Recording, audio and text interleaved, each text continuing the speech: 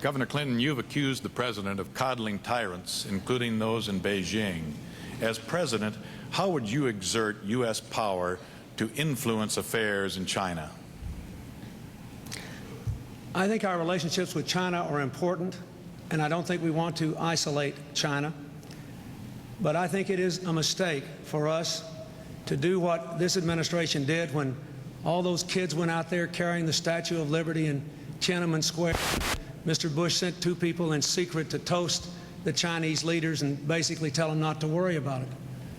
They rewarded him by opening negotiations with Iran to transfer nuclear technology. That was their response to that sort of action. Now that voices in the Congress and throughout the country have insisted that we do something about China, look what has happened.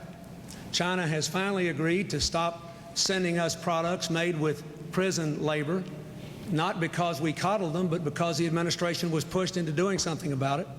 And recently, the Chinese have announced that they're going to lower some barriers to our products, which they ought to do since they have a $15 billion trade surplus with the United States under Mr. Bush, the second biggest surplus of all, second to Japan. So I would be firm. I would say, if you want to continue most favored nations status for your government-owned industries as well as your private ones, observe human rights in the future. Open your society. Recognize the legitimacy of those kids that were carrying the Statue of Liberty. If we can stand up for our economic interests, we ought to be able to pursue the democratic interests of the people in China, and over the long run, they'll be more reliable partners.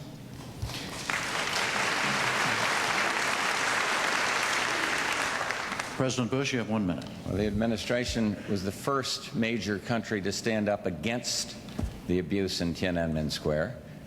We are the ones that worked out the prison labor deal. We are the ones that have lowered the barrier to products, but Carla Hill's negotiation. I am the one that said, let's keep the MFN because you see China moving towards a free market economy. To do what the Congress and Governor Clinton is suggesting, you would isolate and ruin Hong Kong. They are making some progress, not enough for us. We were the first ones to put sanctions on. We still have them on some things. But the Governor Clinton's philosophy is isolate them. He says don't do it, but the policies he's expounding of putting conditions on MFN and kind of humiliating them is not the way you make the kind of progress we are getting. And I've stood up with these people, and I understand what you have to do to be strong in this situation, and it's moving. Not as fast as we'd like, but you isolate China and turn them inward, and then we've made a tremendous mistake.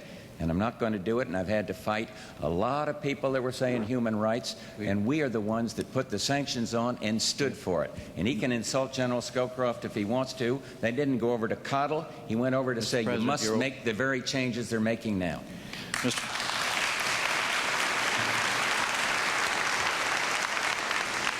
1 minute, Mr. Perot. China's a huge country, broken into many provinces. It has some very elderly leaders that will not be around too much longer. Capitalism is growing and thriving across big portions of China. Asia will be our largest trading partner in the future. It will be a growing and a closer relationship. We have a delicate, tight wire walk that we must go through at the present time to make sure that we do not cozy up to tyrants, to make sure that they don't get the impression that they can suppress their people. But time is our friend there, because their leaders will change in not too many years, worst case. And their country is making great progress.